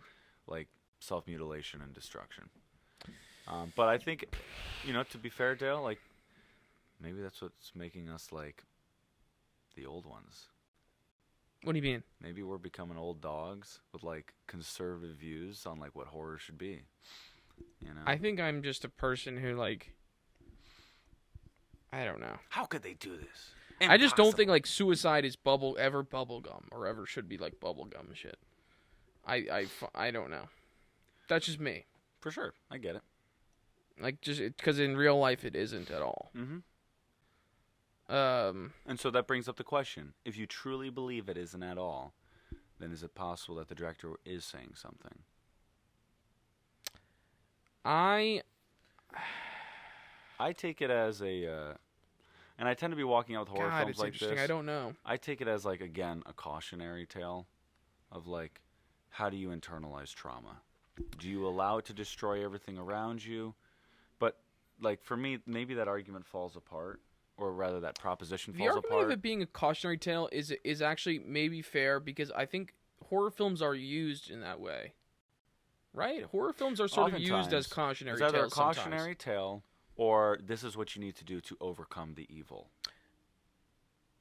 Yeah. Here are the tools that you need in order to defeat the monster. It's not even fair to say that.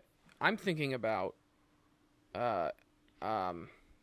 Canterbury Tales, the Chaucer, like Chaucer's Canterbury Tales, how like that is one of the original collections of assemblies of stories that are, morality tales, cautionary tales, all these things, and there's an element of horror to some of the Canterbury Tales, and I don't know how much of our audience has read Canterbury Tales, but.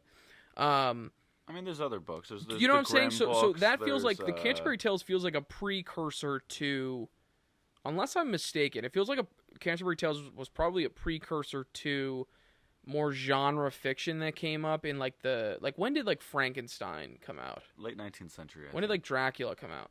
Before Frankenstein? Same period, I think. Yeah. Well, actually, no. I think the Legend of Dracula has been around a lot longer. Okay, like you mean like the oral, like an oral. Telling of it or something. But Frankenstein was very much a child of Darwinism in the late 19th century, I think. Oh, wow. Interesting. Wow, that's cool. I didn't even know. I've never even pieced those things together. But that's interesting. So, yeah, I mean, Canterbury Tales really predates. It's something that feels like it's like a really early modern storytelling approach where it's so clearly... stories told in an entertaining way that you're meant to get something cautionary, tangible, morality, ethics related out of it. Yeah. And so it's not fair to say. I take back what I said that like horror films are sometimes used that way. I think horror films are oftentimes used as a sort of cautionary tale. I would say there are exceptions. I mean.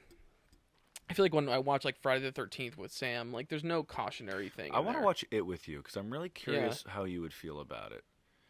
I think it's really good. Is there a cautionary element to it? Is that why you're saying that, or are you just saying in general it's a good... No. It's always, in my opinion, it's always a story that's about how love overcomes evil, how you need to stand up to your own fears. Yeah. But there are cautionary aspects to it, you know, because, like, not everybody makes it out alive, especially in the second one, you know. But yeah, it's definitely a monster film where the protagonists do overcome the monster. But in this case, they don't, and this is what gets in the way of me feeling like there's a takeaway, is because a cautionary tale, in my opinion, intrinsically has an opinion that you should take away. Don't do this, instead do that. Yeah, yeah. In this film, though, the bleak-ass ending, there is no instead do that.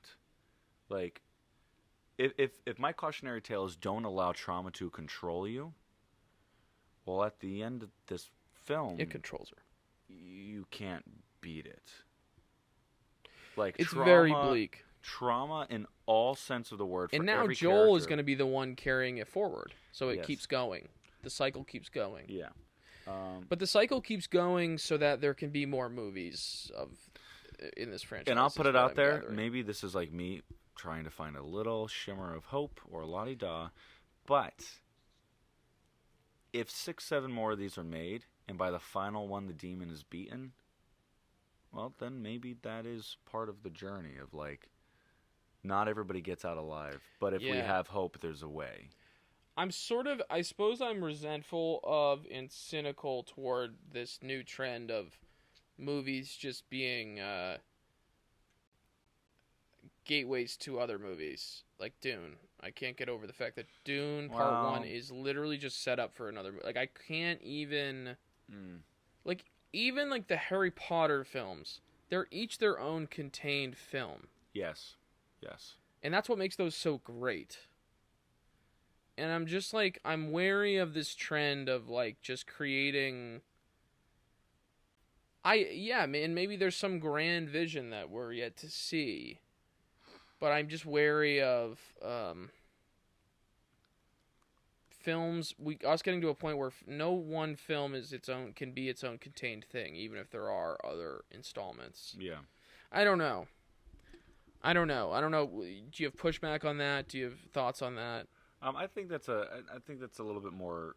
It's less binary than you're proposing it. Like, a film can be a contained story. I didn't think I was proposing it as binary. It felt like that. It felt like you were saying a lot of films are either a self-contained story or they're doing a lot of setup for something that doesn't exist yet. Well, I'm just seeing these films now that are straight up. They're pure setup. But like Dune Part 1 is pure setup. But Dune isn't a great example because Dune is part of a story that's already been written. It's kind of like the Lord of the Rings. Some people could say the Fellowship is all set up. Okay. You know, there's an open ending to the end of that film. Yeah. But it's fantastic, and people love the sequel, and they love the third one, you know?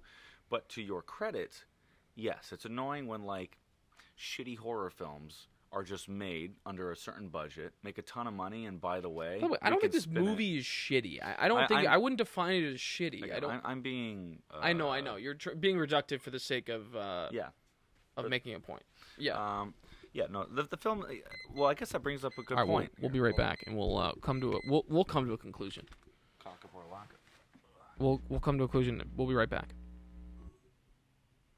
And we're back. It's the Movie Addicts podcast. It's your favorite podcast on movies. It's your favorite attic. Yeah, I guess. It's your favorite YouTube attic. It's your favorite attic. I like that. It's your favorite YouTube. Welcome back to your favorite attic. There's no better attic than this on YouTube. It's true. Name a better one. There is no better one. We got to get some more fun stuff in here. It's coming. We're gonna start planning stuff for you guys. Don't you worry. Incredible. So we were just getting to, like, is it a shitty film? And that's it, Dale. Is it a cock up or a lock up? This thing's a clock up for me. Ooh. It's a combo. I was gonna say it's a lock up. Not a lock up for me. There's too many. The ending is due to caca, in my opinion, which maybe that's why I would agree it's a clock up. And hey, for somebody who is learning to like horror a lot, jump scares aside, this film really makes your skin crawl. The score, the visuals, the acting, the scenes, like, there's just a lot of very uncomfortable. Like, there was one moment in the film where she uses a fork to scrape cat food out of a tin can. Oh, yeah. It's just so clear that the filmmakers are having so much fun making you just feel uncomfortable. It's yeah, terrible. I think it's a clock up for me because cool, fun theatrical experience. Okay. The story is not skillfully told enough for me to say lock up. Okay. And it throws away 90 minutes of character development in the last 15 minutes. So I'm I can't go lock up when it does that. I will say, so it's somewhere in between. For someone who believes in story, and at the root of story should be character, it's very disappointing to see so much setup. By the way, so much solid character development, in my opinion, actually. So to have her, to have like your hero of the story, just light herself on fire, and then that's like the end. And that's it. Like that's it. But I guess the filmmaker's like, by the way, this is a horror film, and sometimes your hero doesn't always win. Like that's all I could really take away from that. I'm not against main characters dying. That's not what I'm against. I'm not saying you're against it. Okay. Just want to get that on the record. I mean, I just don't know how to justify the ending other than like they made a choice and that's their choice. Like I just don't know how else to justify it.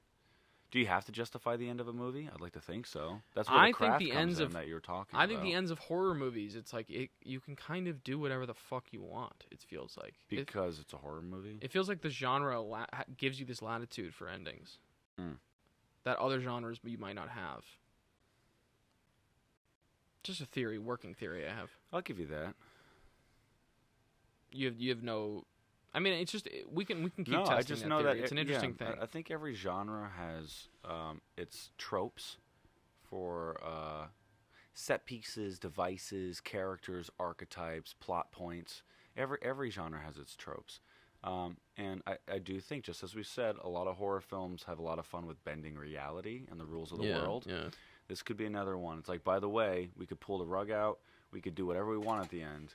And you should probably accept it because you're not getting anything else. I don't know. There's something uninviting about the ending. But am I just the wrong audience for it? I do think that's possible. That I'm the wrong audience? Yes. No, yeah. Because those kids that you dumped the popcorn on their head? Yeah. They walked out, they had a great time. Well, as long as those morons had a great time, they got their I'm money's happy. Worth. Yeah. That's all that matters. Listen, as long as everyone just, as long as it's all bread and circuses and everyone's just staying content and not aspiring for anything more, I'm happy. Yeah. Queen Antoinette, you know what I'm saying? Yeah. Which also ended in a very... I was thinking of the Roman Empire. Interesting, Queen Antoinette. What were you thinking of? Bread interesting. And Bread and circuses. Bread and circuses. Is I'm the thinking Roman Empire. But there's obviously it exists now. We have bread and circuses. No, you're in the right. United States too. See, I've conflated bread and circuses with Let Them Eat Cake. Ooh, Let Them Eat Cake. Wait, have break down Let Them Eat Cake. Vaguely. My understanding is I vaguely understand what it is. At the turn of the 19th century, just at the onset of the French Revolution, Queen Antoinette, when hearing that the peasants were in desperate need of like support from the royalty, she said, "Let them eat cake." This is like how out of touch this woman was. Good move. She basically baked cakes and then like handed them out to the people. And she was like, "This is gonna get them back on my side." Yeah. Like, is that what she thought? That's my understanding. Wow. Yeah, you're a moron. Yeah, and that's why they cut her head off with a guillotine. Yeah. So that'll happen. Heads rolled, baby. I would say we're getting close to a Let Them Eat Cake juncture in the United States. Oh, please don't say that. I hope not. Forgive all my student loans, and I won't chop your head off. All right, I shouldn't say that. Cut that. There's a lot of heads to chop off. Like, at least back then, it's basically royalty. The queen and her viziers and it's nice that we live in a country with freedom of speech where I can just say something. That was a little too far. It was dark, guys. We made it almost to 2 hours, and we thought we were going to get through this episode without anything to be censored, And, yeah. Hopefully we'll see you next week. We don't know what's going to happen. Shout out to the First Amendment, though. Next week we have a different podcaster with me. Yeah, next week we're Gabe and I are in federal president. No, but don't drag me into this. I'll find another host. Yeah, but no, but let them eat. I like that. Let them eat cake. Yeah. I'm gonna start saying that like about you. Yeah. To fuck with you. Yeah. I prefer garçon. You're trying to call me. I garçon's just text, fun. eat some cake. Eat some cake? Thanks, Dale. You want to talk to me, Gabe? Eat some cake. Dale, Dick. eat some cake. Can you eat some cake? I love her saying let them eat cake. That's electric. But the thing is, I don't know if it was meant ironically. I think that's what I'm realizing. No, which is awesome. It's wild. That is the problem with having your head very far up your ass. Yeah. Is you think you can just say let them eat cake when people are starving. Yes. And they're not going to chop your head off. Yeah. Sorry.